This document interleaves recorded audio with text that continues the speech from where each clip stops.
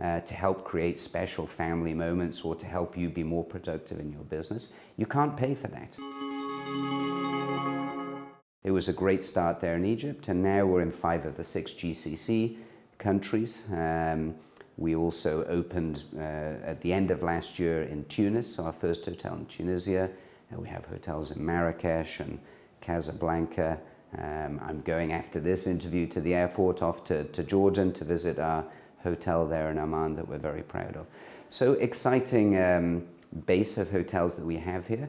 There's also great opportunity to do more. We see Saudi Arabia, is a very exciting market with great potential for Four Seasons. We made a recent announcement with our partners Jabal Omar about a very important hotel and residential complex in Mecca. But I would say to you, Saudi Arabia, where we have our Riyadh hotel now in the iconic Kingdom Tower, this is a country that's undergoing significant change, and we, for the past 3 or 4 years, have been working with partners and developing opportunities, and I think we'll end up with 4 or 5 hotels within the kingdom. It's a perpetual challenge because the pursuit of excellence is not easily achieved. If it was, everyone would be excellent. And we don't come to be second or third. We come humbly and with purpose, but we come really to lead the market. And what we knew to do that is firstly not just turning up. Quality of partner, absolutely essential.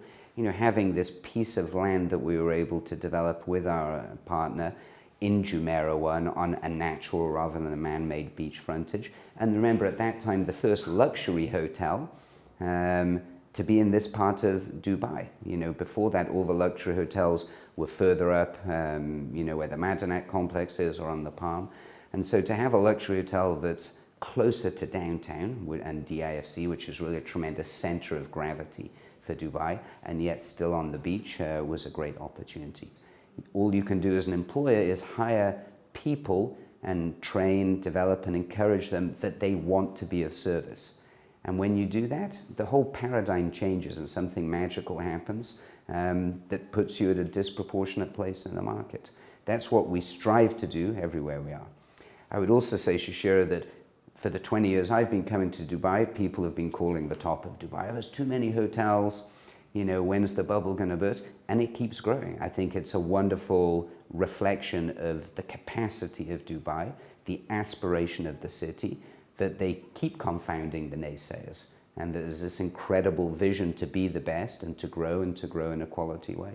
So all of us who choose to bring businesses here, I think, have to align with His Highness's vision and say, we have to believe and we have to be bold and aspirational in what we're trying to do here. I always look at an Expo the same as I look, at a World Cup. We have a hotel in Moscow, and, we were, an integral part of those World Cup football celebrations. We have a hotel in Milan, which, hosted, previous Expo. They're a one-time event. And everyone says, what will happen after Expo? Well, it's just, a period of time in a city. What's more important is what do you do that leads towards you being able to host an Expo or a World Cup in terms of developing the destination's infrastructure. So whether that is through theme parks and activities, whether it's through a water canal, whether it's through, sporting activities, the net result is that you get a Dubai that is far enhanced because of them striving towards hosting an Expo.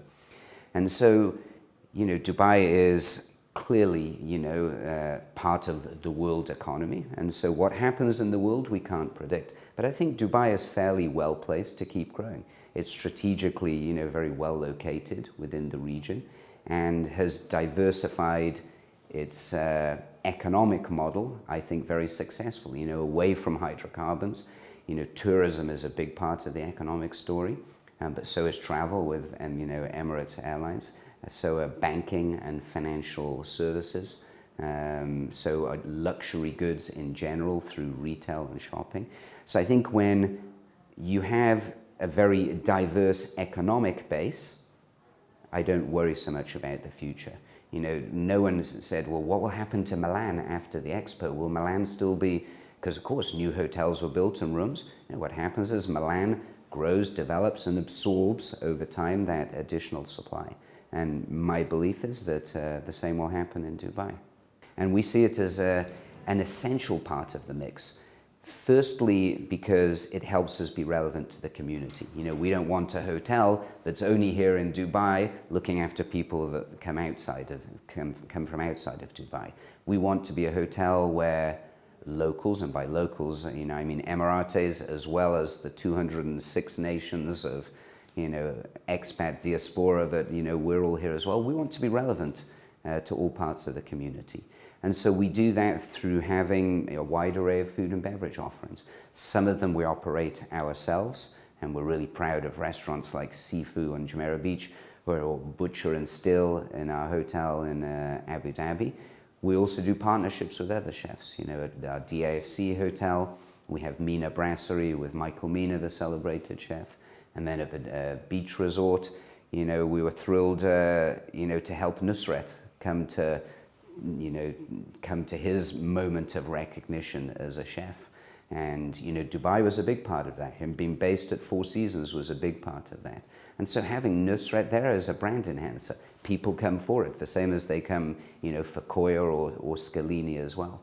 And so we see all of those as brand enhancers generally, because particularly when we had a hotel located where there was not a luxury hotel before, we wanted to create a center of gravity. And at the same time, for guests who are staying in the hotel, you know, it helps us capture and keep those guests within our estate versus them going, you know, everywhere else. My vision is that we continue to grow, and the reason I want us to continue to grow is because I see cities and resorts where there's not a Four Seasons, and I see luxury guests going there. I feel bad that we can't be the hotel of choice for them to stay with there. And so I want us to continue to grow, but to continue to grow very much aligned with the core of the company. We don't grow at a fast rate. You know, I opened 5 hotels in the past year. We grow one at a time, and we make sure that every hotel we do is the best one to date.